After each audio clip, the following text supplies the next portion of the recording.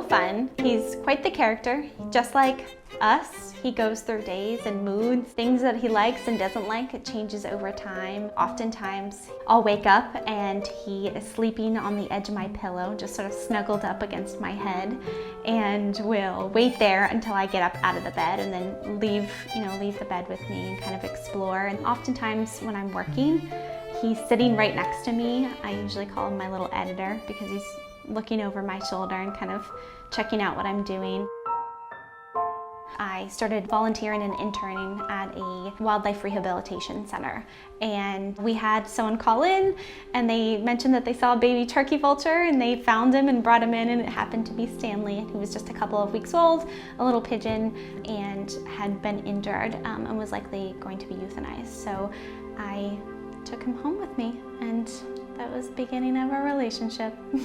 I think that sometimes people tend to have a different vision of pigeons just because we don't really have, while we might see them often in the streets, we don't often have like individual relationships. We don't have the opportunity to really see them. They tend to be a little bit more misunderstood. And I think a similar case are our chickens.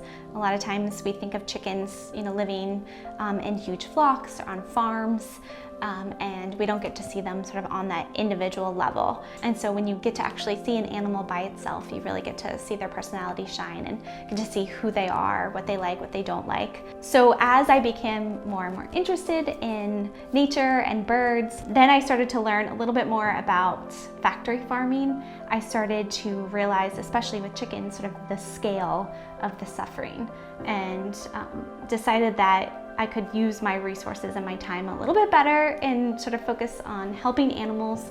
And that's when I started at the Humane League as a campaigner. So day in, day out, I work on campaigns where I'm asking companies like McDonald's, like Subway, Starbucks to change their welfare policies to reduce the suffering of these caring, smart, intelligent animals, hopefully reaching and teaching people about how special they really are. It makes me even more passionate about working and advocating for chickens, just getting to know Stanley and thinking about how he's sweet and kind and loves to snuggle. And these chickens likely are very similar and want the same thing. They just want to be loved and have comfort and food and explore.